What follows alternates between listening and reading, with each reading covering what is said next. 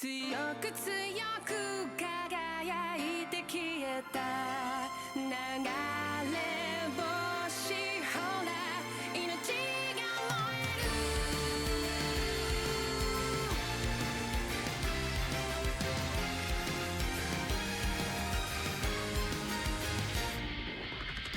何かに怯え走り続けたその虚しさのしじまに何を見て何を探してきた自分の声がただ響く幾千万の星の中で惹かれて出会った守り手たちよ回る回る時の輪の中で自分の弱さ強さの先に同じ空誰かが見上げてるそう信じて消されない虹の奇跡が届けと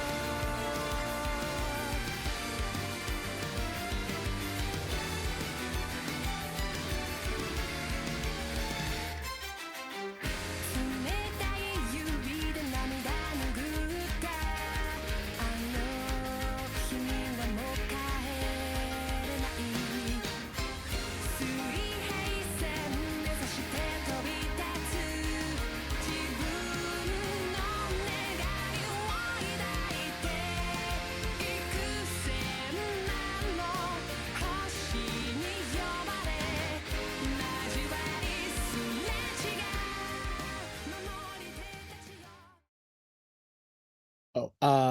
Hello everyone. I didn't realize we started. Yeah. I didn't hear serious. My bad. Good evening everyone. Welcome to Emerald Week 2. I'm 3. Beck Urita. Week 3? Okay. Yeah. So we're in week 3. I'm Beck Urita and with Storm Yeah. here, and we've got some gameplay ahead of us here. Two teams that should theoretically be doing better are now facing off against each other here in week 3, looking to get the edge on the other.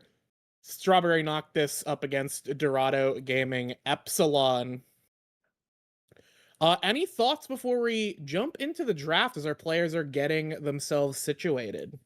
Yeah, I mean, you brought it up that both these teams are struggling a bit. I'm really surprised to see Strawberry doesn't they have one game win. They are not doing hot at all, and they have a pretty incredible roster if you just look at it on paper, right? They have Domination 2340, Loveless, Prim, P-Dog. Like these are all guys who I see like always in playoffs. I'm pretty sure all of these 4 players made playoffs last year. And they're joined by like a D4 mid laner who looks pretty solid. I don't recognize Soul of Ghost, but this roster looks really good. I'm surprised that they have not done very well. Granted, they've had a pretty tough schedule so far. But they're up against this Dorado team, and it's also like a pretty stacked roster, as Dorado normally has. I believe that I'm not sure if Mustard is here. But this Dorado team has not had their starting ADC. Maybe they can blame some of their struggles on that. They are 1-1. They have at least won a series compared to this Noctis team. But last week they went 0-2 against No Quarter, which I think was a pretty big upset for most people, myself included. That I saw Kaiser had kind of written that was his biggest upset of the week. They won over Ghoul in week 1, but I'm kind of expecting this matchup to be a little bit of a banger once we get into it. I'm really hoping that this is going to go the full series. I saw both Kaiser and CZI have differing opinions, that Kaiser had Strawberry taking this 2-1, whereas CZI had Dorado winning the series tonight. So both had it going to 3, so this should be really close. I'm a little biased towards Dorado Gaming. Albino Sunbear, who's playing in the mid lane, was my teammate in that season that we won Blue Otter League together on Mint Gaming. So I'm a little bit biased towards them. So they're kind of my pick to win this one tonight. What about you, Becky? You got a favorite? Well, I always go based on the team that has more players I recognize from draft. Yeah. And in this case, neither starter roster have any draft players, but Dorado Gaming Epsilon on their sub roster has Lucy, aka Florigato, aka YQ, whatever. They've got Lucy on their sub roster, so I guess I gotta support that team, despite the fact that otherwise I would not support Dorado Gaming for purely biased reasons in the other direction. I mean, to be fair, Lucy has been it has been playing. They've played the first 2 weeks. That they haven't had their starting ADC, that they have had that sub in for the first 2 weeks. Maybe they'll continue with that. Um, who knows? I don't believe Mustard is in this lobby, but I think we are starting draft here. First band is currently getting covered of Karma. Oh, it was Pantheon. We got baited. I will stop commentating immediately on those. All right, excellent. It's all right. Butchering things is what my specialty personally. Yeah, we're starting off here. Some interesting targeting. The side of Dorado, they're taking out the Seraphine and Nocturne. So, two pretty big ultimates, just good buttons off the table there. Whereas it seems like Strawberry Noctis is a bit more targeted in what they're approaching with their bans. The Pantheon's a bit more general, but stuff like the Ambessa is certainly more of a specialist champion. And the Smudler will be the last ban here. What do you think we're seeing? What are some of our safe picks here? That is a choice for B1. On the current patch, it's pretty good though. Yeah, I would definitely say it is. I believe Strawberry also played this bot lane and their one win. They did play Brand like AP carry type thing. So I'm not really that surprised to see them take this. I'm hoping Dorado had a plan for this and actually picked someone that like stacks MR against this champion and can effectively beat it.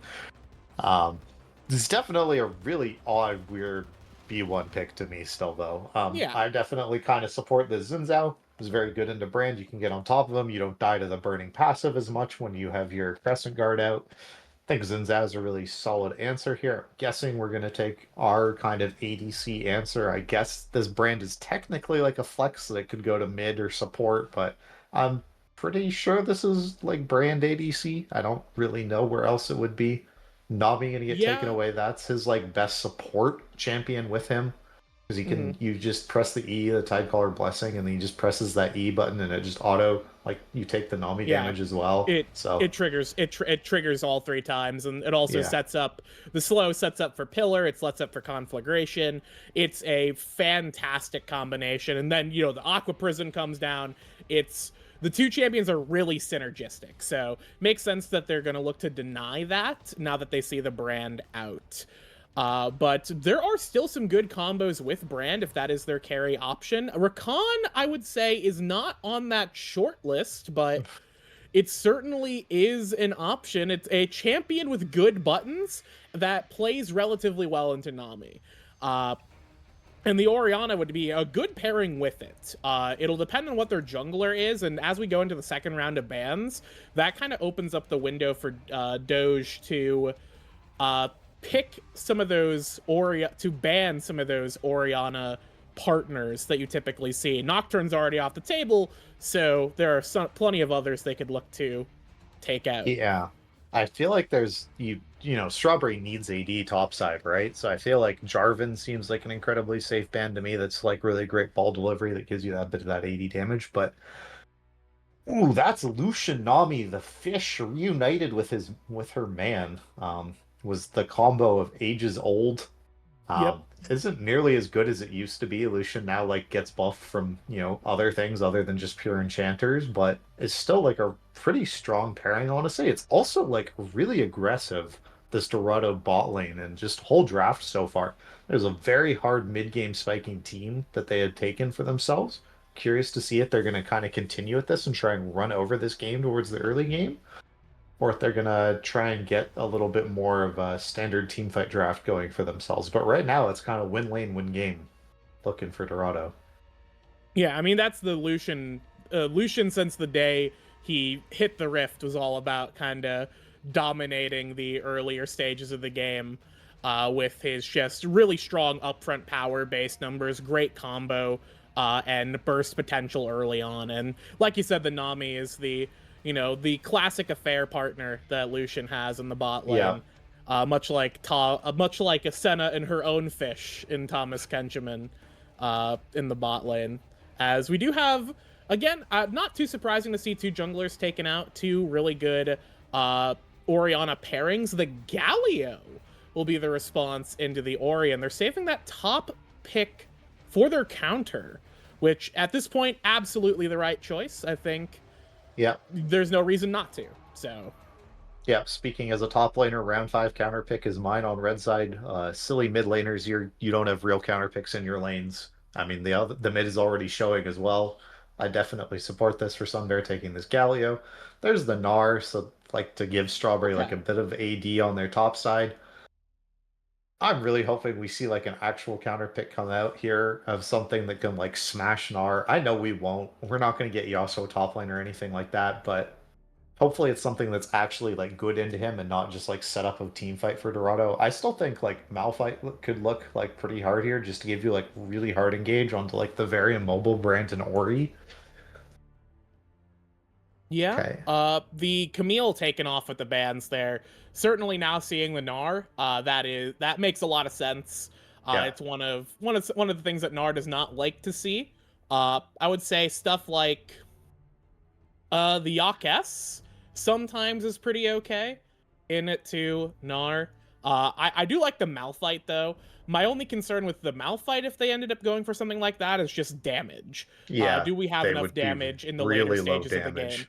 And there it is. So you were right about the Malphite, and we are now going to have to ask the question, what are we doing late game with damage? Because our damage is loaded a lot into Lucian exactly. And to their credit, Strawberry Noctis's composition is on the squishier side, so Lucian's damage fall off in the later stages won't be that as significant as if he was trying to punch through like an Ornn or a Malphite or any of those other big meatball tanks. But it is still going to be significant, especially since Bran builds a lot of HP, Wukong, Gnar build a lot of HP and a bit of armor across their composition. Rakan picking up Locket can negate a lot of that additional damage from the Galio and the Nami. So it feels like the composition here is certainly strong in the early mid stages when the base damages are strong enough to matter. But as the game goes on, Strawberry Noctis's comp feels like it just gets better and better.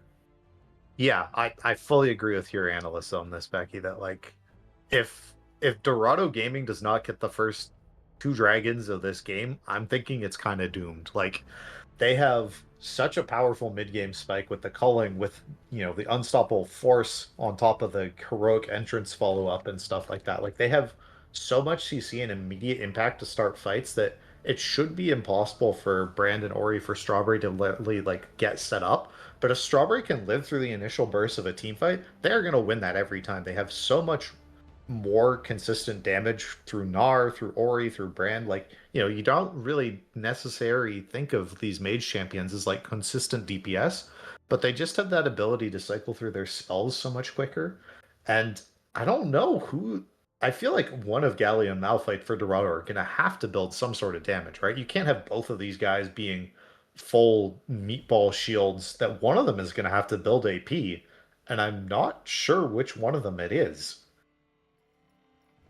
Yeah, that's gonna create some issues. Yeah.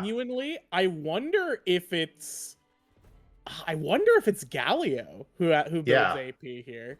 I feel like it's not so bad, especially because Galio is likely going to follow up on the Malphite already in the fight in frontline tanking, and Galio can kind of be that second wave of offense, throwing out the Winds of War and just trying to get a little bit of extra chip and burn damage with Deathfire plus whatever else he decides to build, Proto Belt. But it just feels Yeah, it feels like somebody else has got to build damage, and I'm not sure who it's going to be. The only kind of side thing would be if Xin Zhao gets absurdly far ahead. Yeah, Uh, that I would was make up for it.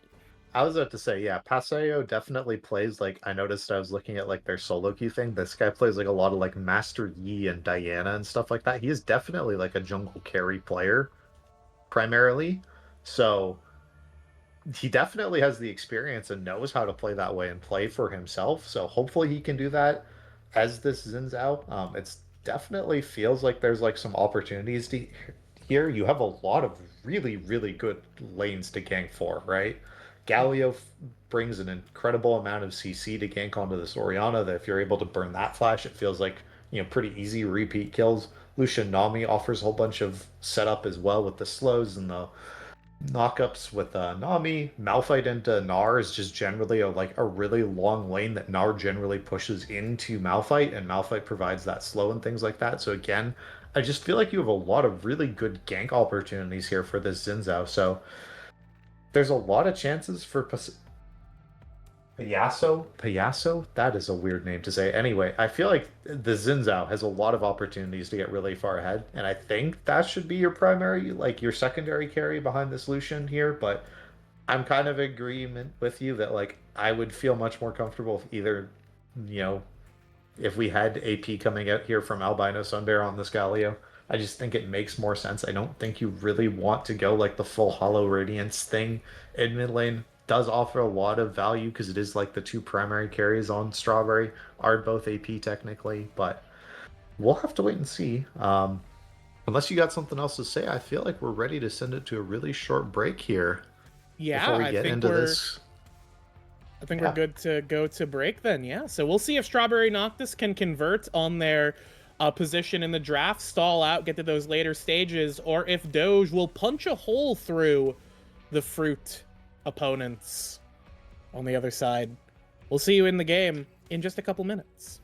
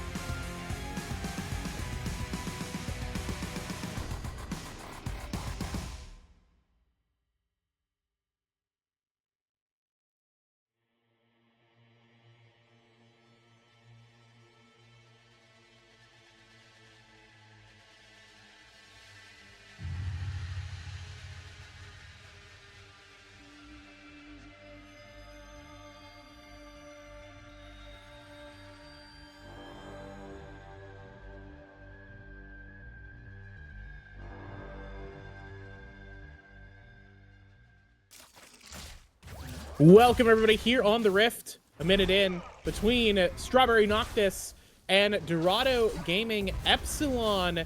Strawberry Noctis on the blue side, Doge on the red side. We've had some trades already in the mid lane with Albino Sunbear taking some punishment. As so far, standard start. I don't think there's anything too remarkable. Kind of just taking a glance around at where we are and where things are at. Both junglers starting on top side, looking for some bot side action, which is not too surprising, all things considered. Yeah, do you think it's worth mentioning that there is a lot of opportunity for Xin Zhao to go for some early ganks? Don't think we're going to see a lot of that coming out from Prim here on this Wukong jungle, right? Expecting him to very much be playing for himself, trying to farm for that early 6. As you do on Wukong, generally don't want to go for any of those early ganks here. Do see he is going to get spotted on this ward here as he goes towards Raptors. So Dorado does have an idea of where the enemy jungler is, opposed to top lane. They're not really quite sure where this Payaso is. God, I'm going to screw that up so much. Payaso. Payaso. Okay. It's a fun name.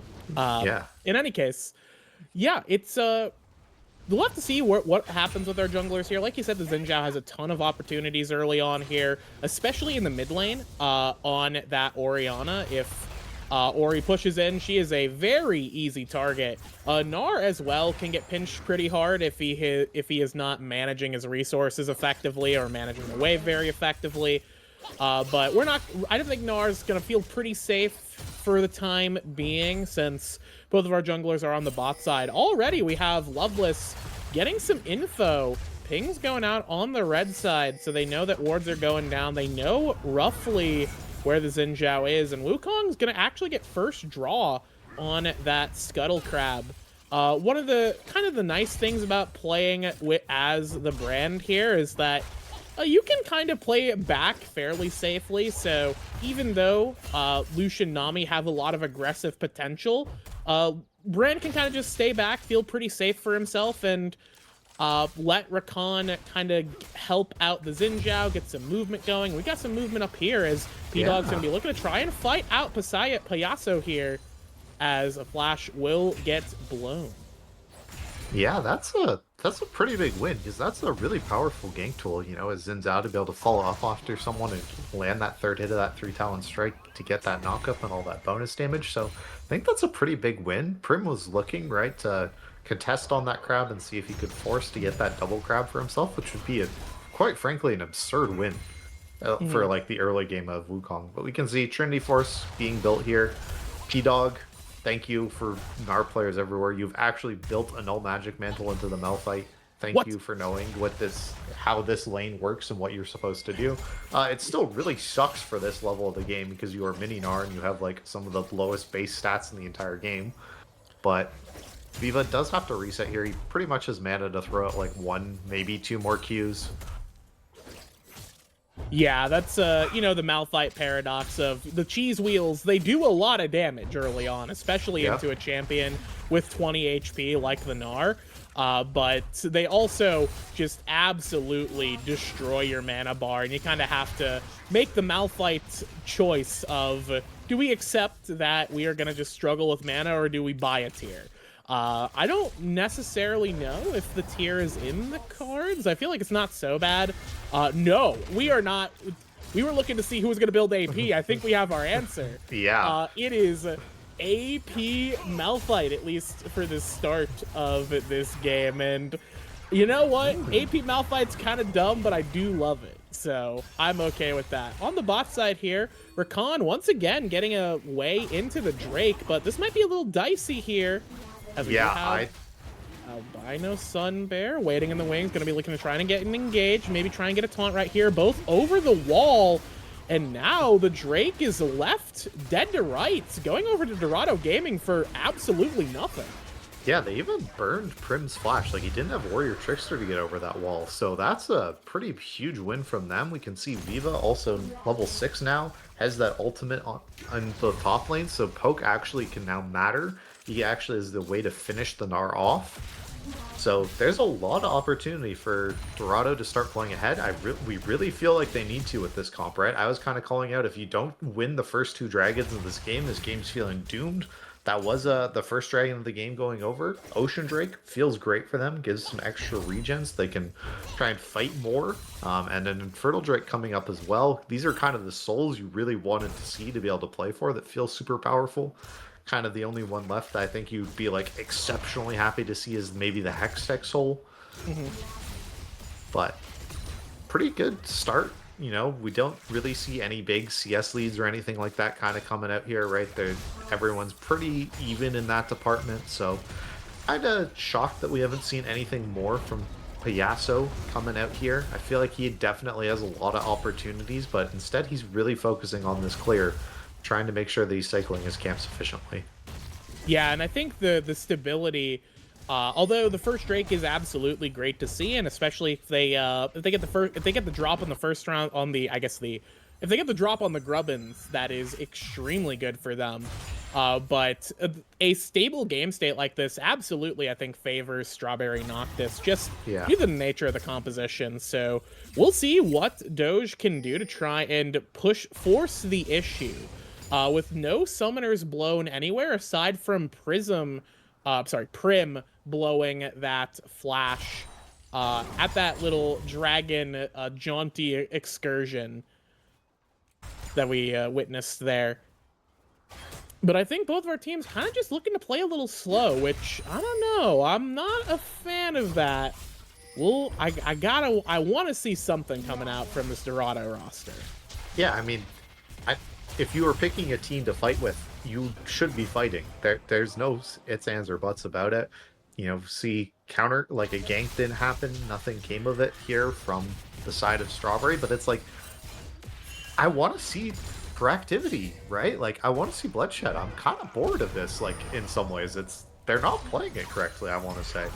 Yeah, we need a little bloodshed. And that's not just the casters, you know, getting the LCK experience. You know, better watch out. I'm gonna talk about what I had for dinner today if we don't get some action going.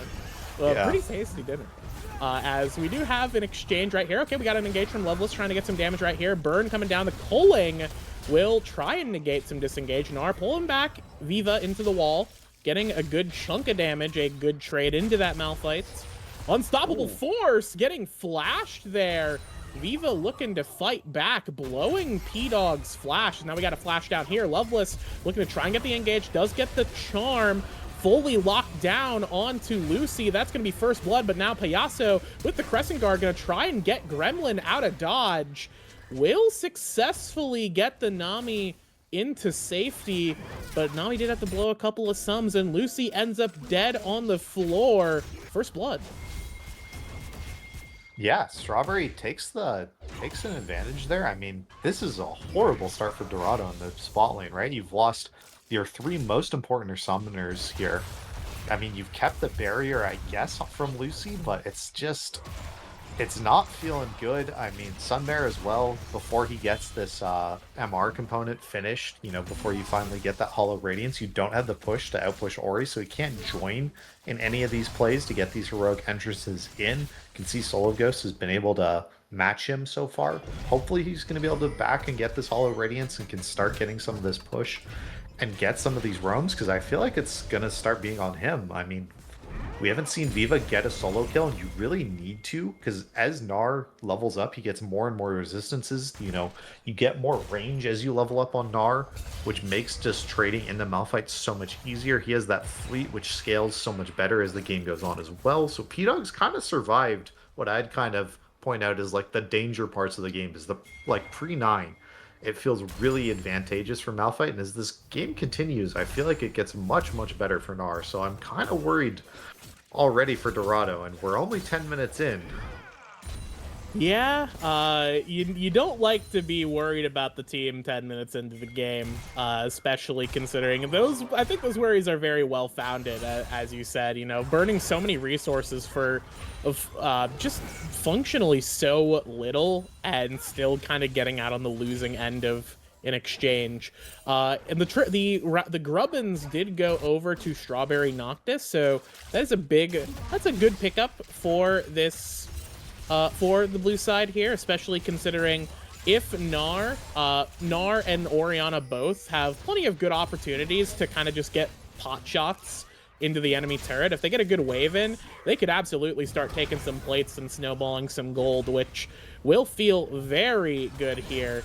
We'll need to kind of be careful about those waves. Looking at some items, Malphite has actually completed the Malignance very quickly here on that rock monster. As we do have an engage right here. Flash gonna get blown. Wind becomes lightning, becomes a taunt, but it will not amount to much else as Soul of Ghost does blow Flash. That opens up a window, though. Yeah, I mean, now Ori doesn't have Flash, and the second dragon is here, so this should be yours probably to claim. I guess Ori does have her Unleashed TP to look for this. But okay, TP. We had the TP in this pit. Yeah, both of our top laners are not going to be able to make it to this one, so it's going to be a 4v4 here. Prim trying to get some little pot shots over here, dipping over the wall, trying to get onto Gremlin, but the tidal wave stops them in their tracks. Cyclone getting a little bit of damage here, but now Payaso holding the line as the Culling chips away at Loveless, dodging out on some stuns from the Brand, and now in the front, left on their lonesome. Prim Lucy, will have to try and survive. And they do, dipping over the wall so low on these HP bars here as both teams collect themselves and reset, look for another round. Yeah, but noticeably, Domination's still there, still has the Pyroclasm available to himself as well. And Lucy is, like, out of mana, right? This is one of the problems with playing Lucian, is you don't have, like, a great mana pool, so he is going to have to reset before he can join this fight up again. So I don't think Dorado's just able to kind of go back to this fight and throw hands again. That was a cheeky recall. Not sure why we did that, but Sunbear has his Hollow Radiance done now, so he is probably going to be able to start getting some push priority in this. Hopefully he can start linking up with Payaso and get some plays done.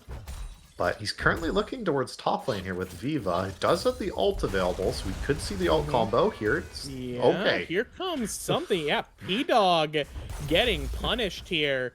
The Malignance and the Malphite base damages. That Mini-Gnar is a fresh and easy target to squeeze, and yeah, that's a free kill going over to the side of Dorado Gaming. Which is nice. Always good to see. Keep getting the Gnar off the board, but what really matters here is what the situation around this dragon is going to look like pretty soon. Is, you know, Payaso getting into the river. We have both teams setting up for it once again. Okay, we have Noctis going in. The Justice Punch onto the jungler here as Prim has to burn the Warrior Trickster over the wall, but without any dips out, they do get taken down. The Audacious Charge closes the gap and claims the enemy jungler, and that should open up a free and easy window, especially at the Malphite here, for Doge to pick up Drake number 2. Yeah, I don't think Viva really needs to be here at all. Doesn't have his ult available to him. Also, we can see that this is not full AP Malphite. Boo, hiss. We are building tank. We are being responsible. This isn't my ARAM teammates. But it kind of makes sense. That was an ult commit already from Viva, and Gnar P-Dog is at half HP now. I mean, you might as well. It's on such a short cooldown that you're okay kind of just chucking it out there, especially since you've got the Malignance reducing CDR. You're mostly just trying to annoy this guy, and especially, you know, that Gnar doesn't have a lot of innate healing in the kit, so he does have to kind of accept the punishment here and just feel a little sad about it overall, as, yeah, 2 Drakes, a kill. Things looking a little bit brighter here for Dorado Gaming as P-Dog taking the punishment. Okay, Recon ultied. Yeah. Yeah, I mean, Gremlin also did use the tidal wave, so just disengage. We'll just ignore what else happened. I didn't look. I wasn't looking. Yep, me neither. Other kind of big items coming out. We can see a lot of stuff. First items just kind of done across the board now for most people. We see it is that Sundered Skyrush on Xin Zhao still. Just fighter item, good. Trinity Force done for Wukong. That's a good fighter item as well. Gnar is building towards his own Trinity Force. Rod of Ages rush for Orianna. A little bit interesting to see here. For Soul. Typically don't see that item built a lot on Ori. Guess if you're trying to extend this game out, it does make sense. That item does scale you up incredibly well, but that's a taunt. We're gonna miss the bubble, and Prim is now here to go for this engage. Yeah, Prim gonna be trying to go for the engage right here. Gremlin over the wall, just trying to throw some healing out on the Albino Sunbear.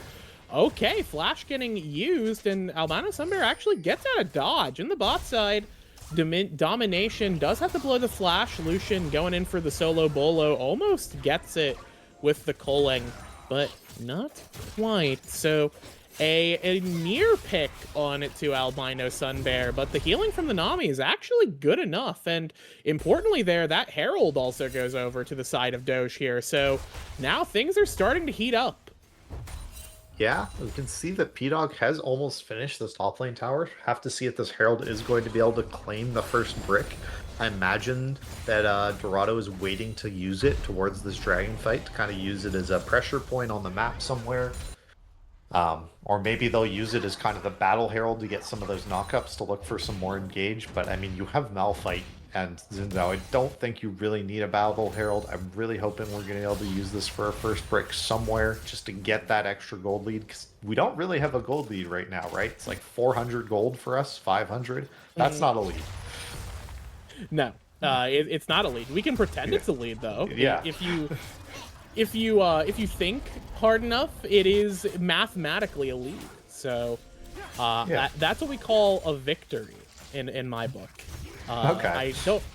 It's maybe not the best victory, but victory perhaps nonetheless. It's a participation medal level of a gold lead, I want to say.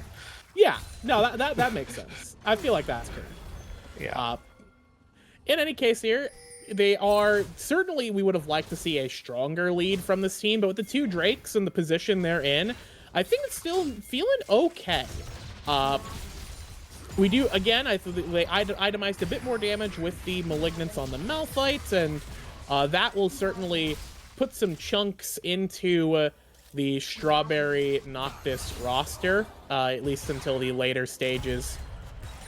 Payaso looking for something, hovering around, just trying to get some movement in here. Both junglers just have been sitting down here forever. Yeah, we have the engage from the Recon right here. Cyclone going to knock all three up, but the Tidal Wave stops that play in its tracks. The other Cyclone will pick up Gremlin, though, but now Lucy's firing back with sharing through the fire and the flames.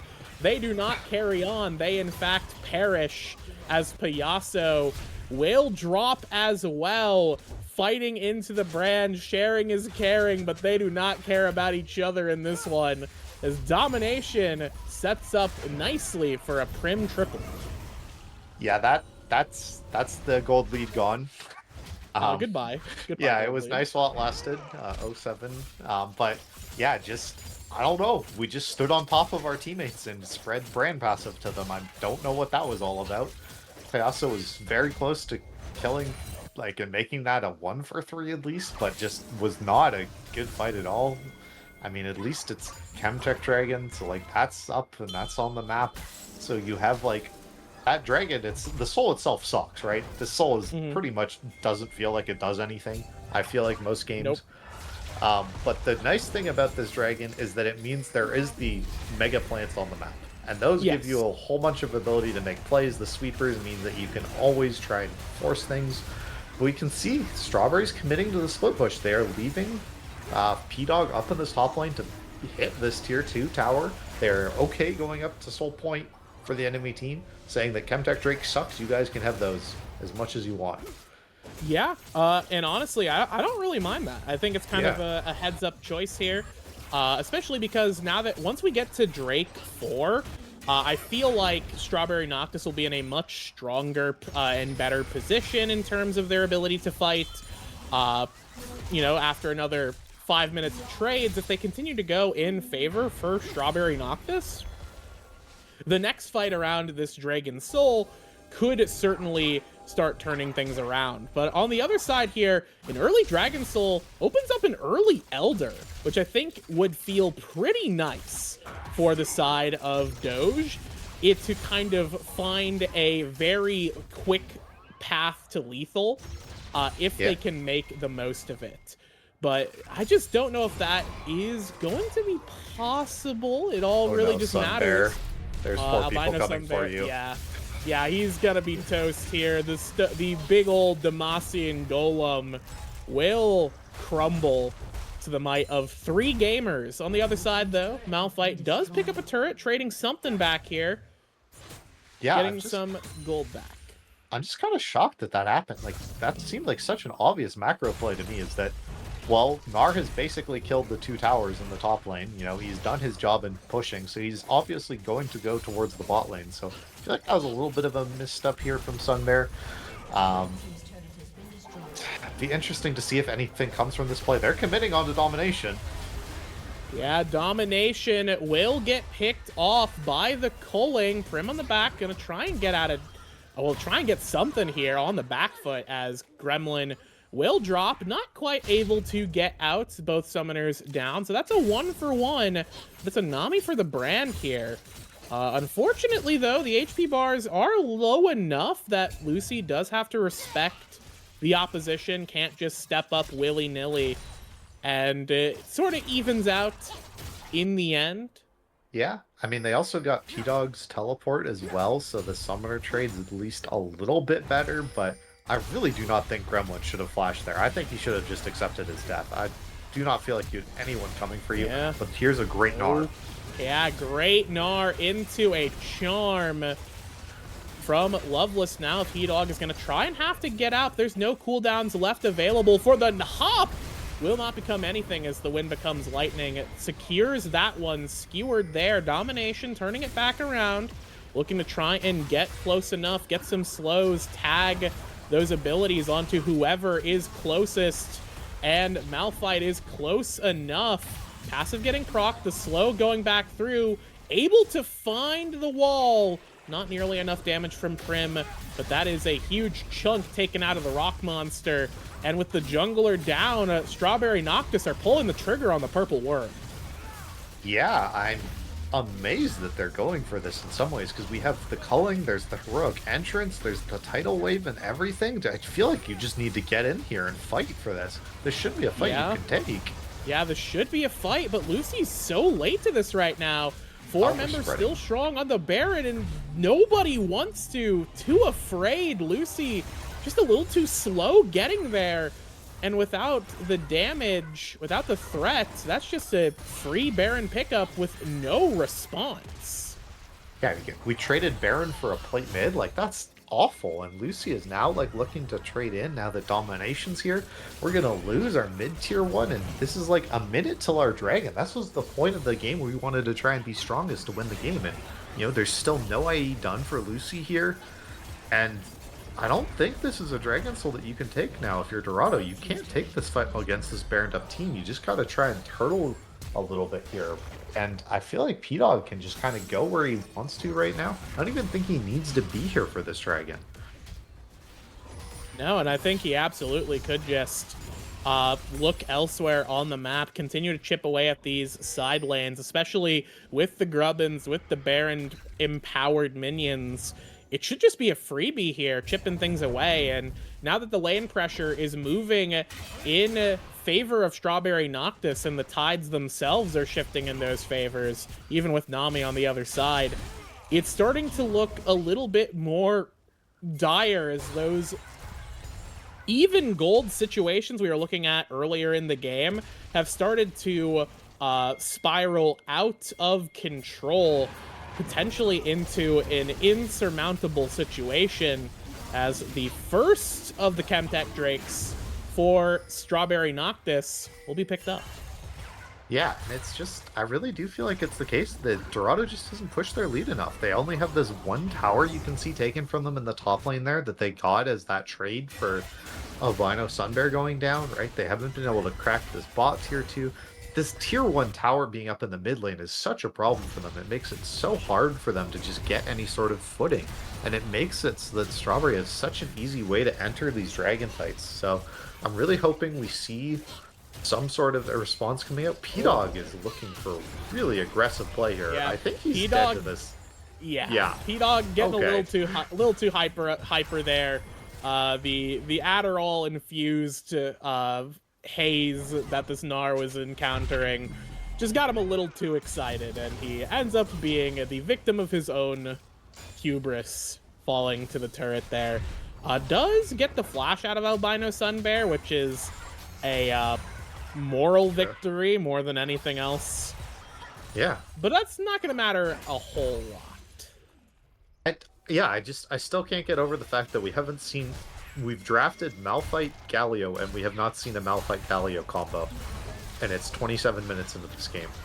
Yeah, I mean, we haven't seen, like, here comes anything Prim. in this game. Yeah. Prim's going to be looking for something here, making the plays.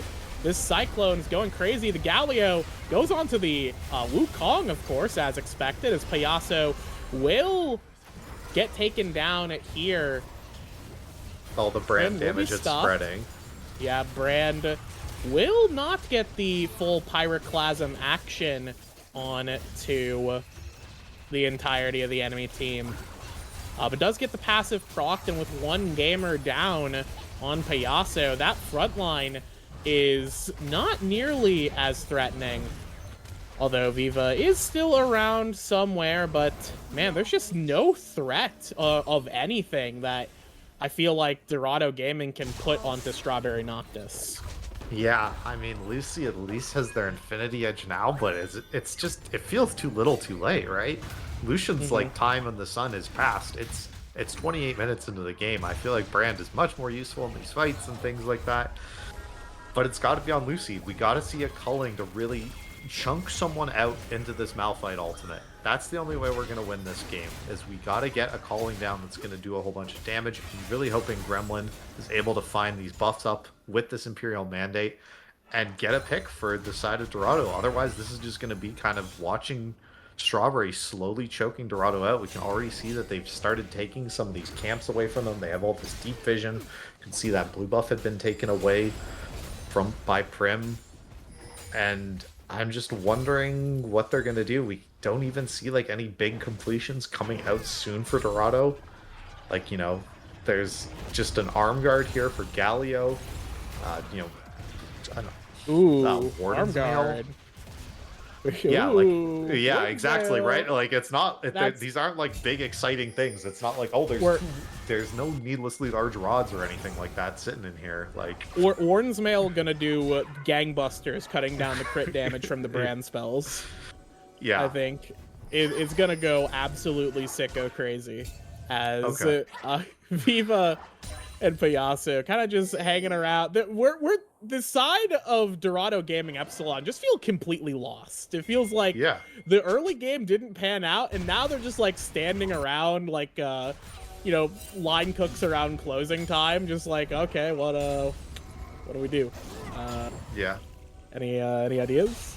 Looking like construction workers in the Midwest, trying to, you know, everybody standing around a pothole, just looking at it rather than doing anything. Yeah, it looks like we need a chef to take over this kitchen. Someone needs to yell at these people to make the special, get the fish ready for tomorrow, get the stew on. Like, there's got to be somebody to yell at these kids to cook, because there's no gas in the kitchen right now. The kitchen is shut down for the evening, it looks like. Yeah, and we're still open. We still have an hour.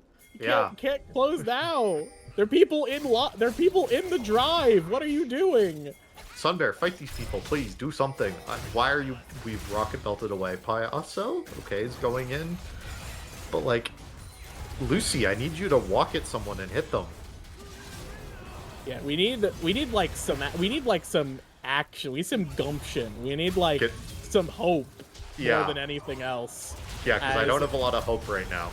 Yeah, Oh, the that's a great Gnar ult from is P-Dog. massive there. Galio will play defensively there, but Loveless is on the backside, getting a lot of chip damage down. Viva is actually getting some decent damage onto the backline, but will be instantly shredded once that fire is returned. And now the rest of Dorado Gaming Epsilon running for the hills. Viva trying to play the game, but nobody else can follow.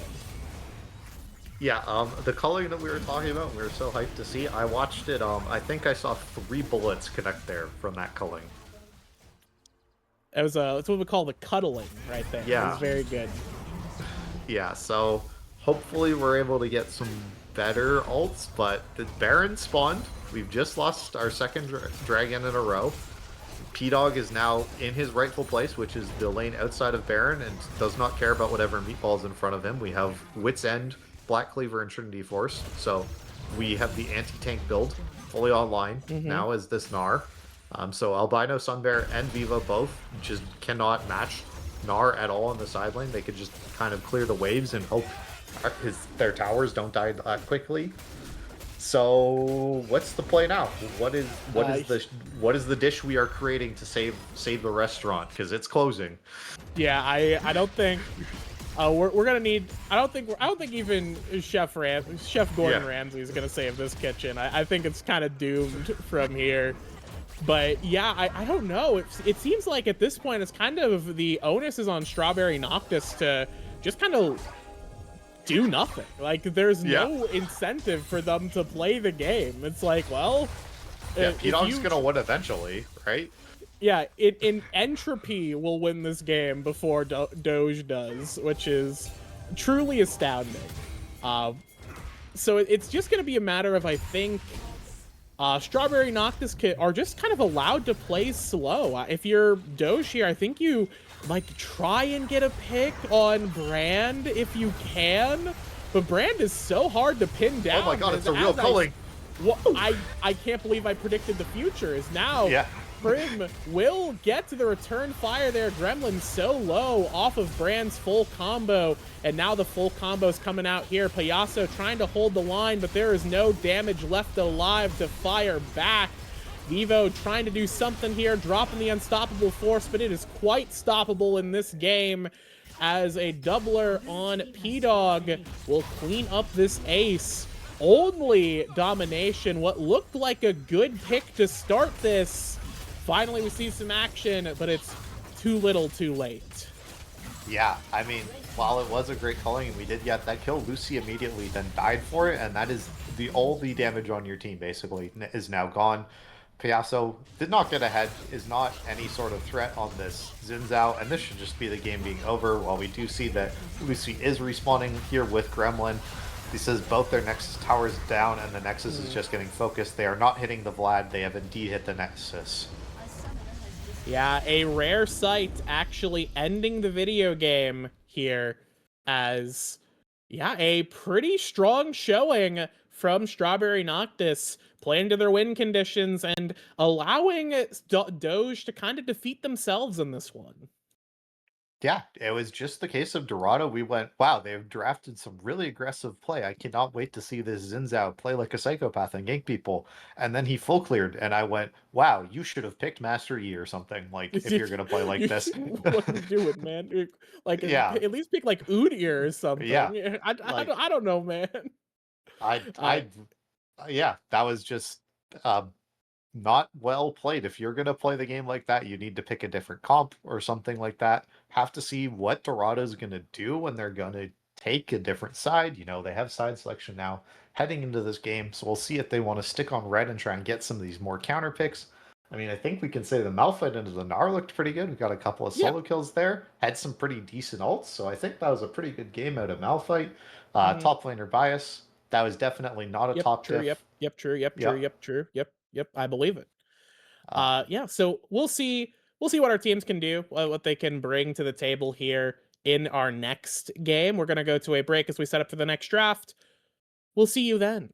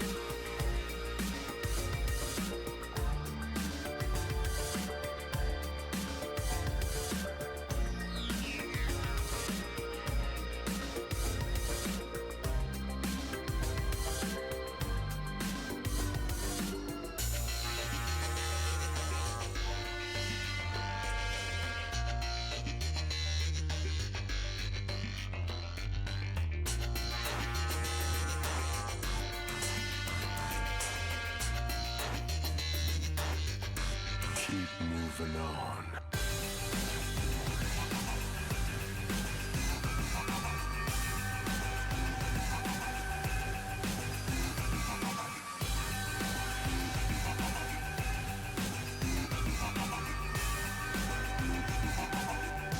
Keep moving on.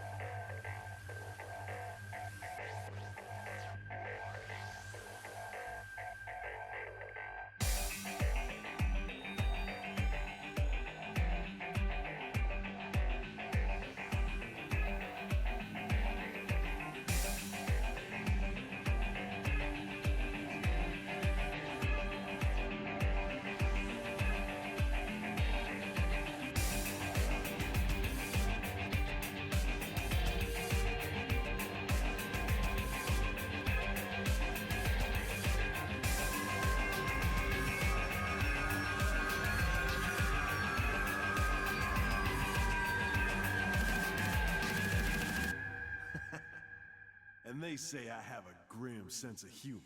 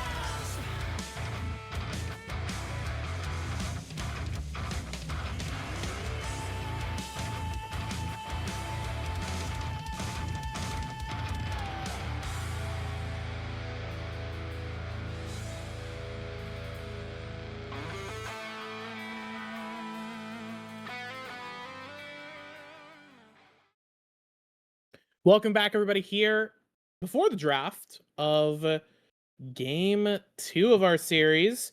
Doge is ready to go. We're just waiting on Strawberry Noctis to give the okay, and we'll jump into this one. So going into this one, Strawberry Noctis up a game after Doge picked an early game composition to do nothing with it. So I hope that Doge is a better idea of what they want to plan for this game here. Uh, Now they are on blue side. So we have swapped sides. Doge looking for that first pick. Hopefully going to look to make something of it, get something powerful as their B1 that they can then build around.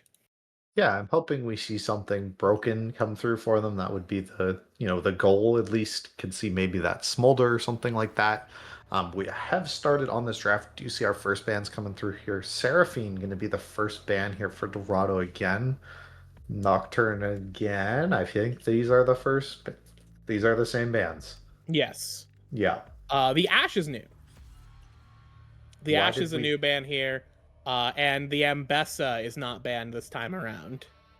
So, oh good. We first picked Ezreal. Excellent. Hey, Well- maybe that means we're gonna just not play around this guy at all, and we're gonna draft the rest of our team for the rest of the team, I guess. I don't know. I hate Ezreal first pick. I think this pick sucks unless you are master tier. I'm not afraid to say it. I think that that's fair. I can't say I disagree. Ezreal has a lot of strong situations where the champion is good, but it just feels so. It's just like we ain't doing it. The problem is Yeah. it ain't happening. Yeah. We can't stop pretending it ain't happening. Yeah. You are not the great Korean Ezreal who's gonna change reality with your gameplay. It's just not gonna happen. And the Sivir here, we are playing very standard. Yeah. We have picked two good buttons here from Strawberry Noctis, and a classic kind of combination with the Vi Sivir just group and win lol. Yeah, so the only thing I will mention, maybe this is a flex. We did see AP Ezreal buffs. AP Ezreal's a lot of fun. That's probably terrible, but hopefully it's a flex and we haven't just randomly picked Ezreal. No, we're okay. Jarvan into Vi. Nothing exciting's happening. We're playing another champion who should gank on our player who's really, really good at farming. If this guy does not gank and full clears his first 4 camps as Jarvan, I'm going to scream. Just a warning. we are gonna end stream. Yeah, close like- out on this one. I am fully convinced that Jarvan is the champion that you convince your carry jungler player to play. Go, look, you can do damage. You're playing Jarvan. It's not all Look at terrible. Yeah, and then I scream in my time because I'm going, you should be playing fucking a Mumu or something. Like if you're full clearing and you're just playing a tank jungler, just play a Mumu. Just play Sejuani. They're like Just- better. They're better Jarvan. Like Yeah, honestly, just play Maokai. Have you seen his Yeah. ultimate? It's crazy. yeah, it's so good. It's so much better. But like Ari, Now- another incredible pick coming out here. Now, am I biased as Mr. Udi or Maokai, the only two champions I ever play? Yeah, of course. But come on. What are we doing? So hopefully we see the J4 do something in this game. The Aurora is a bit interesting. It's certainly, you don't see it super often. I feel like it's a pick that really comes in for people who actually play the champion, just because she's a little bit more difficult than some of the other mid laners you typically see. But I think this also could be a top lane flex, which is maybe a bit ambitious, we'll say. The Ari picked up, and yeah, we're just picking standard composition here from Strawberry Noctis. No reason to get crazy with it. Picking good champions that work well together. Yeah. No need to reinvent the wheel, I suppose, as targeting a lot of supports on both sides. We hate support. Braum taken out, so we made the smart choice. Got to get rid of Braum, as he is the best champion in the format every game, every year, every season. Yeah, I really hate to say I agree with you on that, but basically every single draft ever I go, wow, Braum would have been a really good support here. So I'm happy to see him gone. Nautilus going to get banned now instead because Braum is gone, so Nautilus got a lot better, and we don't get to pick our support next. That goes to the side of Strawberry, who now get to pick their support blind and give top lane counter pick probably over to their top laner. Wonder what support we're gonna grab. You can probably just pick like any standard kind of like enchanter here. You can take a front line. Like it doesn't really. I don't think your comp drastically changes with whatever support you take here.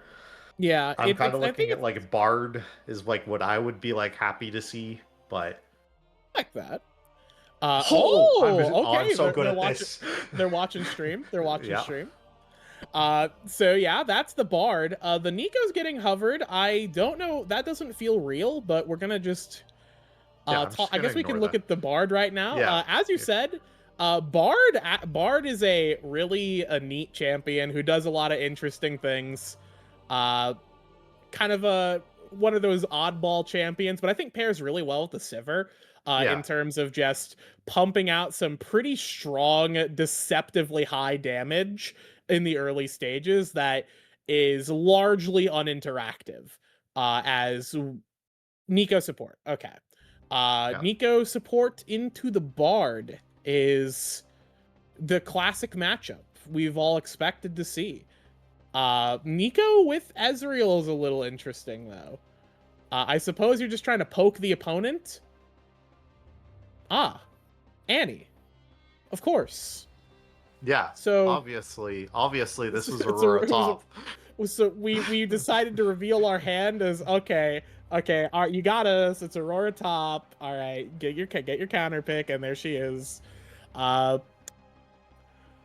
so we have gone from a composition with no damage to a composition with too much damage and no front line for the side of Doge as Kennen. Keenan? Yeah. Okay. I mean, okay. Aurora's ranged, Kennen's ranged. I'm kind of for it. I was like, man, Aurora just beats up on people who are melee. That's the only reason why it's a good top lane. I just want them to pick that degenerate top laner that's make me stop wanting to play solo queue. Kennen kind of support it. Seems really, really good into the giant. We are all very squishy and play AoE champions, so I kind of like that. On the other side, I also hate it for Strawberry because now they are a team without any front line against some very powerful AoE. If you get Jarvan like comboed into any stun, I'm pretty sure your team is going to die. I guess Bard can ult to try and save you guys, but like it feels like there is no front line in this game. There's kind of the front line of the pseudo front line of Jarvan's kind of tanky. Vi's a little bit tanky, and Bard's a little bit tanky. Other than that, there's a lot of people who are going to go kind of. Yeah, we've got a lot of gamers who are kind of tanky. Yeah. Or, kind of frontline. And that goes for both teams, where we have two pretty unconventional compositions in the end. Starting a bit standard, but stuff like the Kennen and Bard throw some wrenches into things, and the 200 IQ Super Flex Aurora into the top lane for Doge. Giving a very AP heavy composition. Unfortunately, I don't think we're gonna see AP Ezreal. I feel like I can divine that one. Where it's if that happens, it'll be truly astounding. But I don't know. This is a tough one to call for me. I like Strawberry Noctis's buttons and their tools they have to just make things happen. But man, the champions on the side of Doge are pretty scary. Yeah, I really do not think this Kennen has a lot of synergy with this comp, other than the fact that Sivir will have the ult to give him movement speed so he can run at the side of Dorado faster. Like, other than that, I feel like there's like such little like clumping that this Dorado team is gonna do. I'm really hate this pick, to be honest with you, and it makes me like this Dorado pick more. I kind of like Sunbear on this Annie, just kind of being like, screw it, you guys weren't going in and I wasn't able to follow up with you as like Galio with the heroic charge. I'm gonna go in. I'm gonna flash tippers. I'm gonna play the game. I'm gonna initiate, and you guys can play with me. And I think that is when Sunbear, as someone who's played with him, is playing his best. It's when he is the one who's able to make decisions and support his jungler. So hopefully we see Jarvan actually gank. I think if Dorado uses these things and tries to play and wins these lanes like they are supposed to do. Yeah. As long as Jarvan ganks and does something, this draft looks great. If our Jarvan is full clearing, this draft is Omega doomed, and I hate all of it. So he's just gonna gank. It's Yeah, that easy. He's just gonna gank. He's just gonna gank. I swear to God, he's gonna gank, and I'm telling you guys, he's gonna gank. They're listening to the stream right now. Obviously, why would they not be? Blue Otter League, Emerald. These two teams. This series matters a lot. Both these teams were looking quite stacked coming into this. I think everyone had both of these teams in like their top 10 power rankings from what I had seen, and they are both sitting like towards the bottom of their season, right? We have Strawberry currently 0-2. They've picked up their second game win. That was their second game win of the season. And Dorado is sitting at 1-1. They had lost last week to No Quarter in an 0-2. So both these teams really need to pick these wins up, get some confidence going so that they can ramp up for playoffs. You know, it is week 3. We're basically halfway through the regular season here. So it's time for these teams to kind of nut up and shut up, get going, get this draft going. Hopefully we get a game 3 out of this. Hopefully Dorado can bring us back. But Strawberry does have some pretty good buttons here. But with that, I think we're just going to take it to the break and wait for this spec delay, guys. Don't go anywhere. We'll see you in just a couple minutes.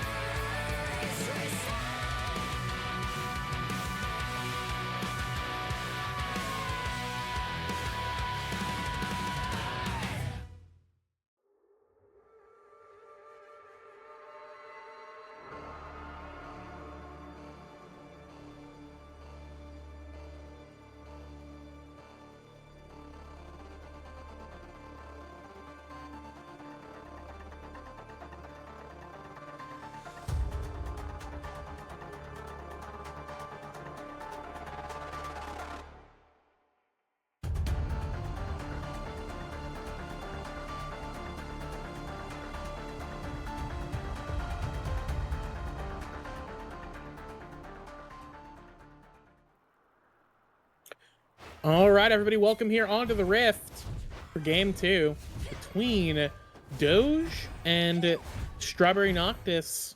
Dorado Gaming on the blue side, Noctis on the red side. As we have two pretty fascinating compositions, a lot of damage on the board, not a lot of front line. We'll see what they can do with that as some aggressive trades in the mid lane here. Lightning bolts dropping on both sides as these electrocutes are proccing. Actually, a lot of electrocute this game if you look around. 5 of our 10 players bringing that keystone here. So hopefully we see some action here. And the player we have our eyes on is Payaso on this J4. We wanted to see more last game, and with J4, another champion capable of early aggression, we're looking to see some this game as well. Yeah. Solo Ghost gets that fantastic Raptor ward down as well at a very opportunistic time as well. It's going to see J4 as he's on this full clear, and I'm just going to scream very quietly while I mute my mic. Yep. We're full clear. I mean, come on. If you don't full clear, what how are you going to compete with the Vi? What? Yeah, sorry, I'm back. We're fine. That was nothing. He's on his red buff. Vi's on her red buff. Vi is a pretty good gank opportunity here on Viva. I want to say after. Oh, they're full clearing as well. We're doing our Krugs instead of our red buff right now. Of course. We're trying to cycle as fast as possible. Right. Yeah. It's this is gameplay right here. This is what you wake up in the morning to do, is clear camps when you play jungle. Oh, okay. I mean, maybe. I would say that's not you know, what I'm here to do, but I suppose they've got different ideas, and I don't want to judge that. As Soul of Ghost, the Cone of Flame does not quite tag Soul of Ghost there. A little bit of damage missed out, but I don't think that would have been lethal anyway. It's just a huge chunk of HP taken out from the Ahri, as both of our junglers are now completing their first rotation of camps. Woo, boy! Gameplay! So very exciting. Gameplay! Hey, Prim is looking towards mid lane. Albino Sunbear might get ganked, but no, gotta reset. Resetting. We gotta go clear those camps. They're respawning. See that little timer? That means 30 seconds till that camp's up. Gotta be there. I suppose the goal for both of these teams, for right now, for these junglers, just kind of wait for level 6 maybe, or wait until a better opportunity shows itself. But Vi, actually, you saw Prim there a little late, was thinking a little too long about that one, so we'll be slightly slow out on to the re-clears here. Also, 1 CS down. I guess we just missed probably a little Krug. We just left that one behind. So we weren't able to get our glowing moat power spike. Instead had to settle for this control ward. Yeah, which is... It matters so very much. It will matter. The payoff is going to be crazy when we see it, as Lucy actually pumping out crazy damage right here. Arcane shifting, trying just to reposition onto Loveless, who will be fine. Unfortunately, Gremlin low on resources, so can't really follow that one up. And right now, Lucy and Gremlin have the footing in the bot lane as our junglers continue to clear. We're getting some resets, and we're looking for another little slow burn here. We have the slow cooker on.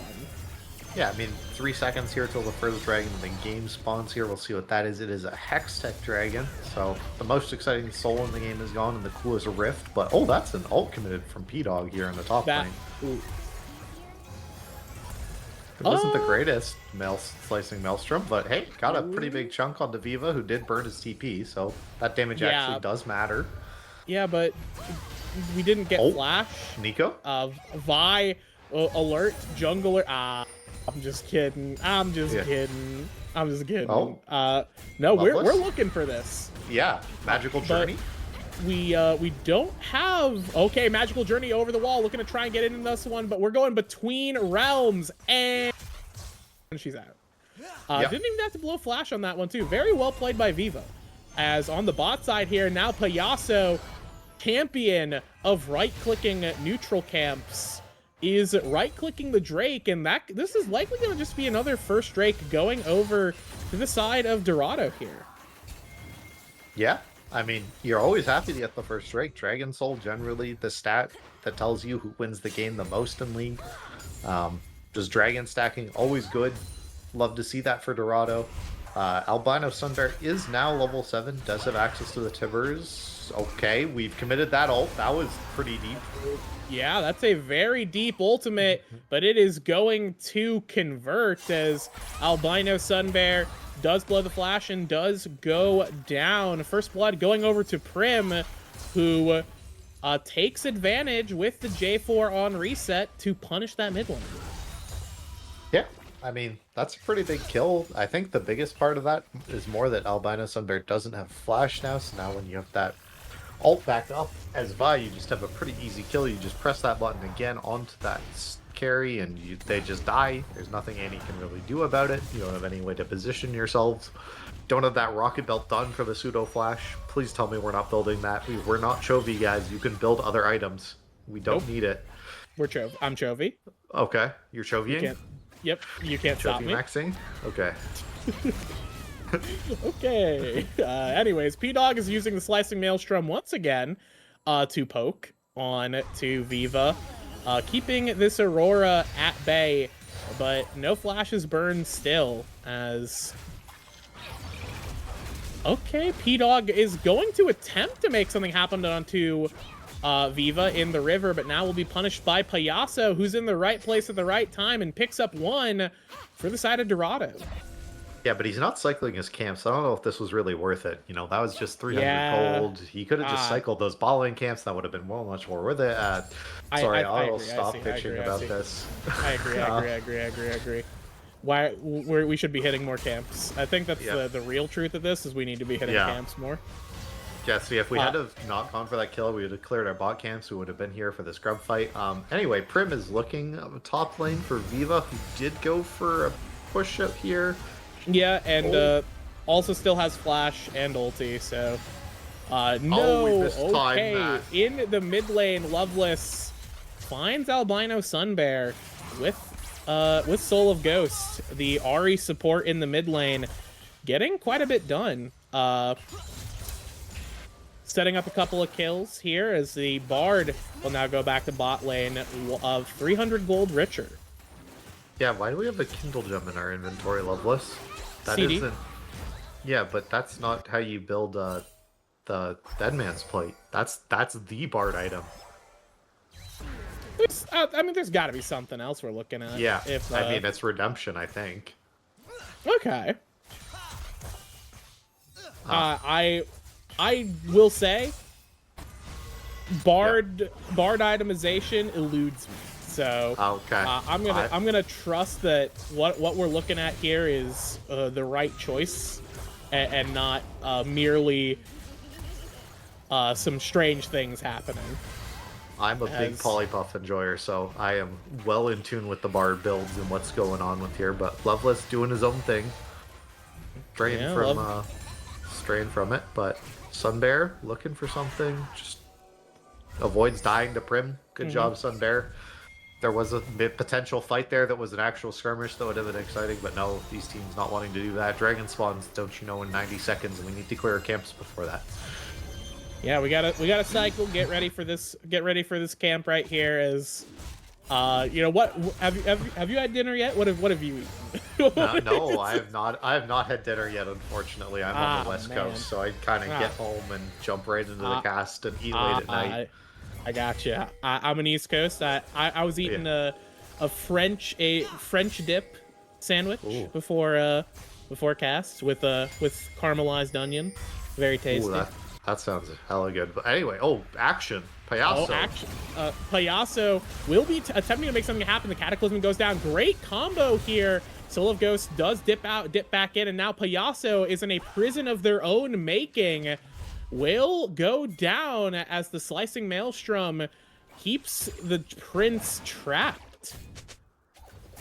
Yeah, so We have full cleared as Jarvan. Good job, Payaso. I would like to say you've cycled quite efficiently.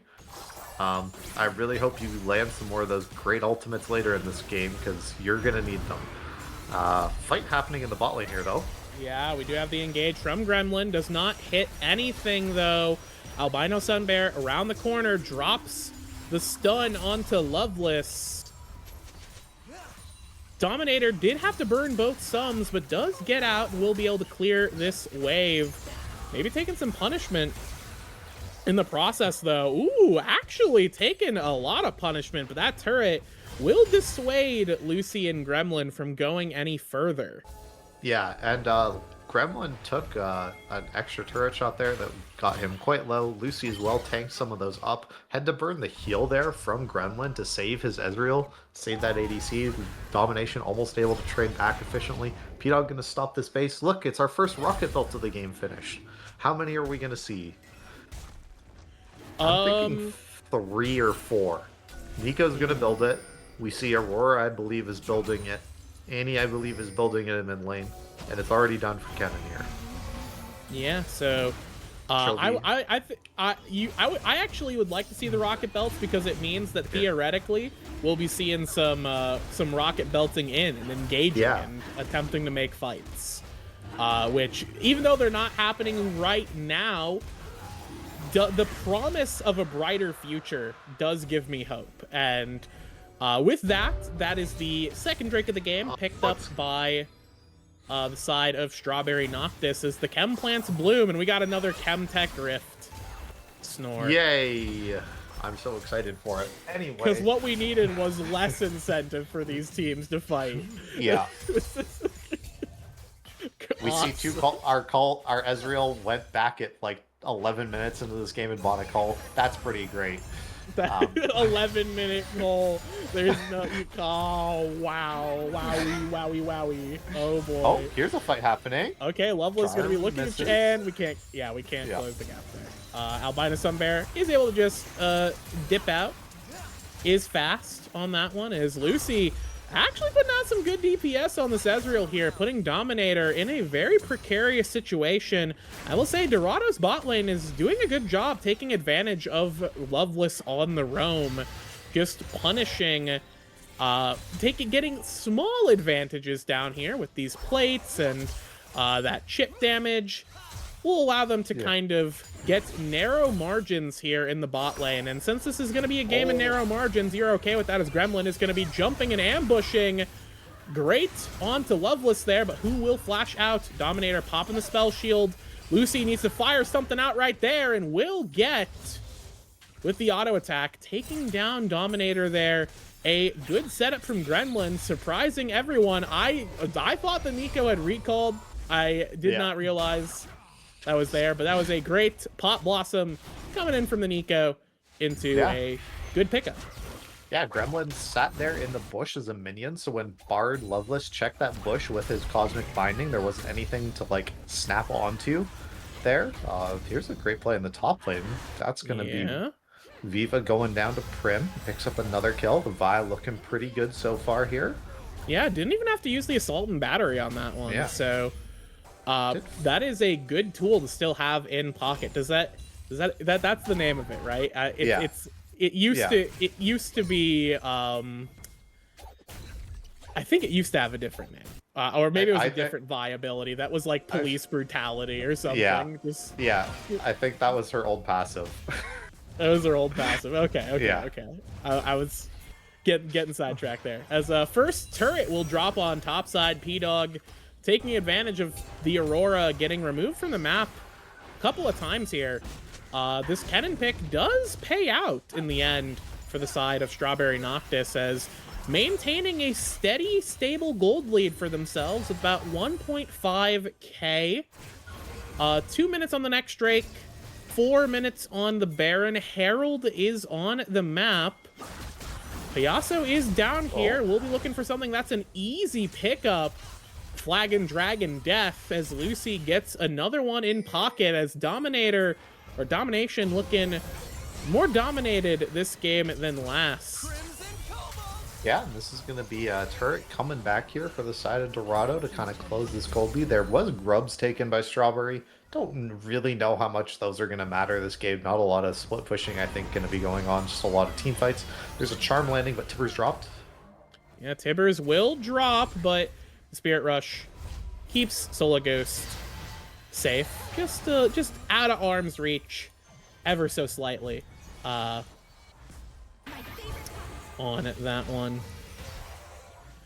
As for the time being, minute on the next Drake. We'll see what our players are gonna be looking to do.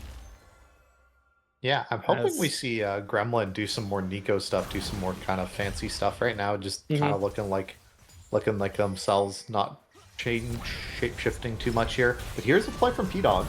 Yeah, P-Dog gonna be looking to make this play happen. Getting the Slicing Maelstrom, burning 2 flashes. That was 4 summoners forced from P-Dog. Yeah, actually. 4 sums, a great value on that Slicing Maelstrom. Especially right. We got TP from Vivo too. Wow. Oh, okay. The Slicing Maelstrom just keeps getting more value. Yeah. It's increasing. It's exponential, perhaps, as... Yeah, that's gonna be very nice to see around this Drake. 15 seconds on that, and without those summoners on a primary playmaker like Gremlin and the Ezreal being a little less safe, could be a bit riskier to look for this one. And since it is just a chem tech, I wouldn't be surprised to see Dorado just give this one up. Since the waves are not super favorable, the vision not super favorable, they could still look to breach, and I would be okay if they look for a fight. Slicing Maelstrom is not up, and that is a great tool to not have to contend with. Albino Sunbear has a great flank. Waiting for the opportunity. They've spotted out the Annie, though, as the Drake now being targeted by Dorado. Albino Sunbear is going to be holding it down, waiting for the right opportunity. The bear drops. That's a triple stun, as that is going to force the backside of Strawberry Noctis out. Here comes the rest of the fight. The Between Worlds will do quite a bit of damage. So low on these carries here. Slicing Maelstrom is back up and is cutting through Dorado's roster. Time was ticking, and it ran out for Dorado. They get the Drake, but lose 2 for it. Yeah, I'm just shocked that we landed a 3-man Cataclysm and a 4-man Tibbers, and no one died. Yeah, that is so low on those HP bars. Yeah, it feels it's the Chovy problem, bro. We have built the friggin' rocket belt, and we have like lucidity boots. We have no damage whatsoever. Yeah, damage is an illusion this game. Yeah. Which is perhaps a little sad. But okay, whatever. We there's a lot of damage coming up from Kennen. P-Dog now has their Shadow Flame done. Doesn't have their boots finished yet. You can see the defensive boots from Solo Ghost there. Those Merc Tread upgraded things that I do not know the names of were incredibly valuable. That shield is just constantly refreshing against this Annie. You know, you can just proc it when she puts her E on herself, and you can just auto D at the shield. Do look for a great trade. Lucy just trying to get some mid-prow here, make sure that Domination isn't able to chip away and get this mid-tier 1. But we do see Herald is up on the map. This could be something else our teams are going to look to fight for. Payaso has finished his first item, looking toward his second. Prim here looking for some scuttlers. Yum yum, tasty shellfish. Not as good as that sandwich. That did sound quite elite. I will say I am quite jealous. It was a very nice sandwich. Not to make anyone jealous, but it was a very tasty sandwich. P-Dog will get jumped on here, but will actually just return fire. I think the Angry Bear will be enough with the Cataclysm to get that 1-for-1 shutdown going on to the Annie. With P-Dog and Albino Sunbear down, that's an even trade. Will likely not amount to much. Importantly, though, the side lane here is going to kind of be put on ice. No real action one way or the other. It looks like it's going to be pushing in favor of Dorado if it remains untouched. So I suppose okay for Albino Sunbear in the end. The shutdown will feel pretty nice. Yeah, he gets the shutdown. That's probably going to help him a lot. Looks like we're building Ludens. I believe that is second. Don't really like that. We see another rocket belt coming out here from Solo Ghost, making sure they keep up that mobility on the Ari. Didn't have enough of that with the Spirit Rush and Malignance done. Picasso just continuing to full clear. Kind of Baron has spawned, but neither of these teams have anywhere near the damage to take it. They don't have a tank to be able to tank it effectively either, so I don't think this is going to go down for a very long time unless we see a clear ace. And the way this game has been going, probably not going to see one of those for quite a while. A minute $45 next dragon, I'm guessing that's going to be the next point of contest. Hoping we see some vision brought here from Doge. There isn't really anything. They just have this kind of one try brush pink ward here for setup vision around it. Yeah, and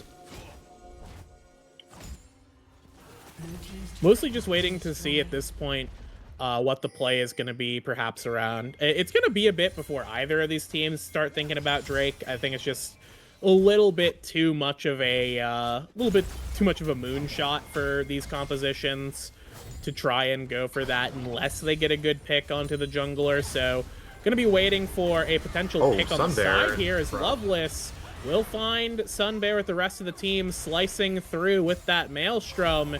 An easy pickup. Good balance on that reset here as now Gremlin is gonna try and contest P-Dog here. Take quite a bit of damage. Now P-Dog locked in the Cataclysm.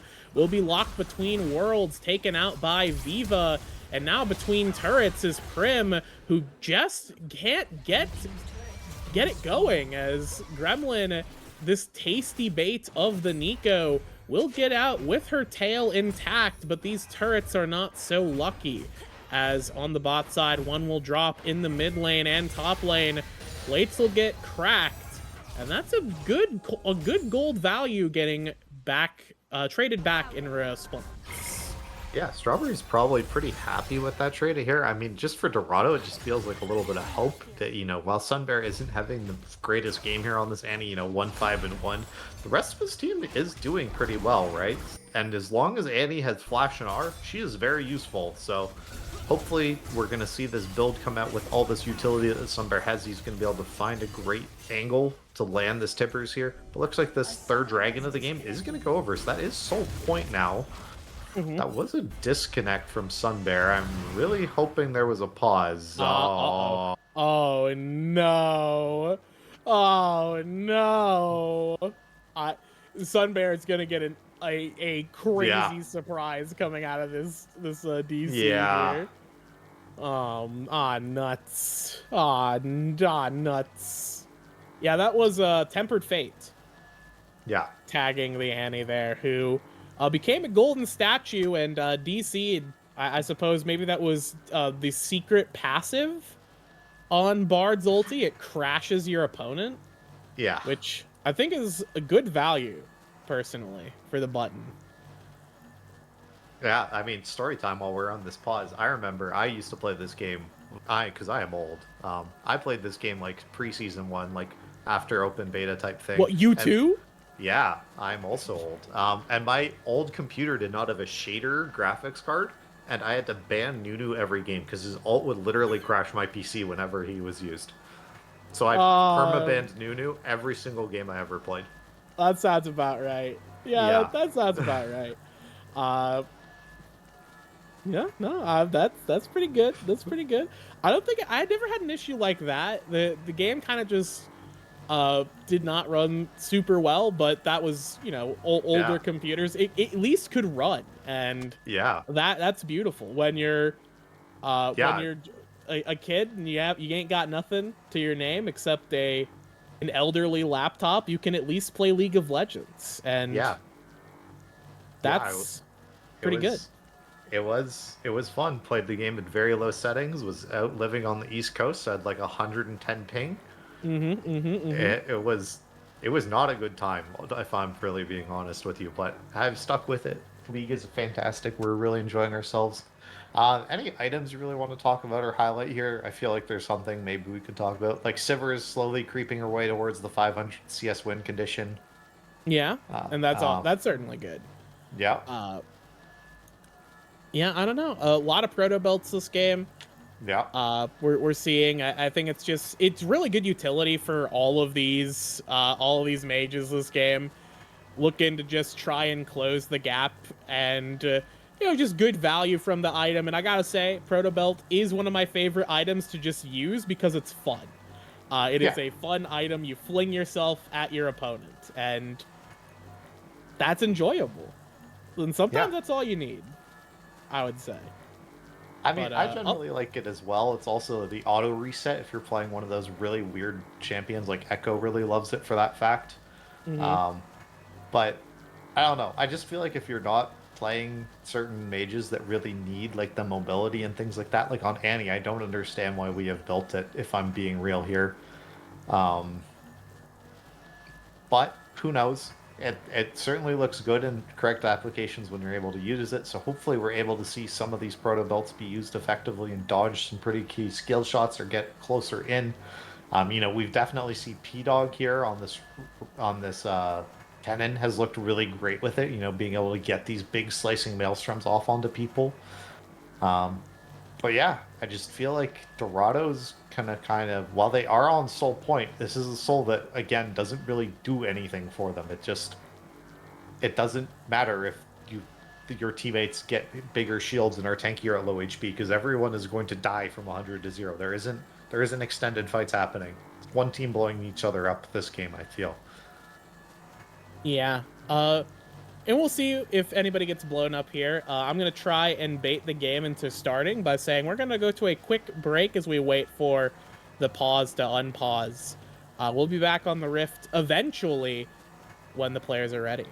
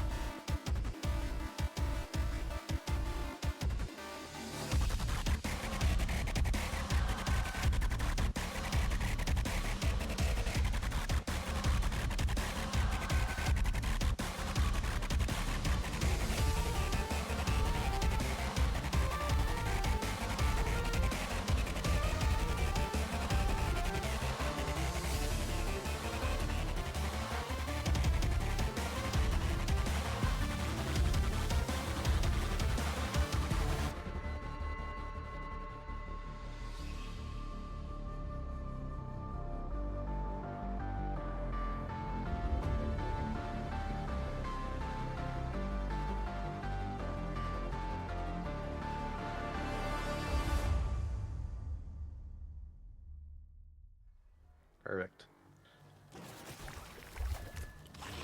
All right, and we're back in, and unsurprisingly, the Annie perished. Yeah. We all saw that was gonna happen. Yeah. Pause. And Pause. yeah, everyone's favorite. How many seasons has this happened? We'll get it fixed next season, I suppose. Small independent company, etc., etc. Baron is being taken now by the side of Strawberry Noctis. Is now able to have the Cataclysm going in. It does not connect, but that Nico ultimate does. The Pop Blossom onto 3. Now Viva on the back line. Look Both at of our top P-Dog. laners cutting through the other side. We'll see who's superior in this case. It looks like P-Dog was the more powerful mid laner in the 4v5. That one goes to Strawberry Noctis, and yeah, that Sunbear? So I actually don't mind this. The HP Yeah. bars are a little too dicey. I feel like unless you walk into an Ari charm, you are okay as Albino Sun Baron. Yeah, the Annie alone is enough to stop the Baron. Hey, you know, that was looking terrible, and sure, you guys lost another 4 members and everyone on your team died, but you still have the soul win condition. Is it a soul that matters? No, but it means you get Elder. And if you keep getting, and if you get that dragon, that one does a lot. So we got that going for us. You know, it isn't quite useless, right? This soul, it does provide like some tankiness to yourself as well. So hopefully Jarvan is able to like that. He's building towards his guardian angel. I'm not sure who this black cleaver is for. I'm being real here. I don't feel like there's a lot of people doing AD damage on this team. Ezreal's kind of getting some poke out there when he can, but not really sure if that was the correct second item here. But we can see Solo Ghost almost finished their hat, the Rabadons. That's going to be quite good for them. Domination also getting very close to their next big item with the Infinity Edge. Edging closer and closer to that 500 CS win condition, where Sivir just presses W and deletes your entire bloodline. Yeah, we're nearly halfway to the 500 CS win condition. Which is, I mean, it's something. I truly hope we don't see it, though. Yeah. Because that's kind of the joke, because you never do, right? The game always ends before Sivir gets there. But anyway, ults traded top lane. That did not look good for Viva. Yeah, Viva was, I guess, assuming Payasa was closer than they were. Pulled the trigger a little too early, and that slicing maelstrom cut a little too deeply to really get anything else out of that. Yeah, sleeping of hats, P-Dog also about to buy a very fancy one as well. I think he should have it probably next time coming out of base here. Wonder if we're going to see those big levels kind of come out here from our top laners, if we're going to get level 20 Kennen or anything like that, or if the game will end before that. We do have 90 seconds kind of towards this next Drake. I really do not think Dorado should fight for this, because they seem like they are so far behind, even though they are just 5k gold. I would really love to see them trade for something, but I do not think that's going to happen. I'm pretty sure we're going to have a 5v5 in about 80 seconds. What do you think? Yeah, I would agree. I do think that it's a bit too tempting to go for a fight, especially with how these two compositions are built. You really want to try and just brawl 5v5. But I do agree that it just feels like Dorado's just a little, just not quite there yet, especially with Ezreal taking a detour to pick up the Hex Drinker here, which is kind of necessary in some cases. I'd say in this game, if you're going to get ambushed by the Kennen, you absolutely want that. Speaking of ambush, we do have the Vi coming over the wall. Magical Journey right here. Albino Sunbear will not get out. Assault and batteried right there, as Payasa will be the next target. Slicing Maelstrom going to try and cut through, but will not be enough as another TP flies in. Ari will arrive between worlds. Ooh, a great interrupt by Prim there. The flag and drag doing nothing, as now a golden statue remains as Lucy will be taken out. Viva dropping next. The tower not gonna secure anything here, as that skirmish turns into a clean ace for the side of Strawberry Noctis. Yeah, and they're going to lose a lot off this. You can see 2 towers have already gone down. This inhibitor tower is going to go down as well. You can see that Prim is already sprinting his way over to this Drake as well. I don't think they're going to be able to stick around in time here to kill this inhibitor. Maybe they can. I mean, I guess it's just Piasso up in 7 seconds. They even get this inhib down as well, which means they now pushing lanes for their next 5 minutes no matter what. P-Dog just able to finish that tower off here thanks to that cannon minion, the real MVP of the game. Minions for the win. Winions indeed. But Baron's now the card on the table. There's no Baron. So it's time to dance around the purple worm and see how the vision's able to be set up. You see just the one blue ward and the check here for Lucy to see if there's any sort of start for that for Strawberry. And they got the Ezreal ults, I guess, also check, and that's about it. There's no real wards deep to see anything here. We see some shallow wards kind of coming out here from Gremlin, but there's no deep wards. We don't have any idea if that's actually getting started or not. Yeah, and that's going to be a problem here because Dorado's roster cannot breach this Yeah. river. They are so far behind now at this point. That last fight is leaving them about 10k gold down from Strawberry Noctis, with Albino Sunbear in particular, you know, kind of just being a stun bot with the Tibbers. As the Baron is going to drop, they can't get close, and honestly probably shouldn't. As now it's going to be a matter of, can we stall into this team when our base is already looking a little worse for wear and we're facing the Sivir here? It's going to be very tough to try and defend out this Baron push. Yeah, this one is, again, it just feels so so helpless to try and win this one. You can see that there's just so much scaling here. I mean, I guess the wave clear is decent with this Ezreal and yeah, the Aurora and things like that, that there is like a lot of actual wave clear, but I feel like any sort of poke that's going to land just means you can turn off this tower with the Tempered Fate and just go for a dive. But instead, Strawberry is going to elect to play this out a little slower, going to try and make sure they get the second pushing wave, wait for these super minions to start building up some pressure in the top lane. A little bit slow and steady, trying to win the race here with that. As yeah, it's just kind of we're waiting here to see what they can do, if they can at all stop this push. Super's on the top side, and P-Dog in the bot side are putting a timer here. The White Rabbit's pointing at the clock right now, and I don't think Dorado have the time to survive. They're just so ill-equipped to handle this. Even with the wave clear they do have, it's just not going to be enough here, and that's triple inhib, as the Nexus turrets will be the next target, and there's now or never, and it's going to be now. The Cataclysm Bear drops. We'll pick one at the start, but now as the buttons get clicked, Viva on the backside with Between Worlds will try and get something done, but not nearly enough damage as P-Dog forces out the rest of the damage dealers, taking out those carries, and with no damage left on the table, it's Payaso.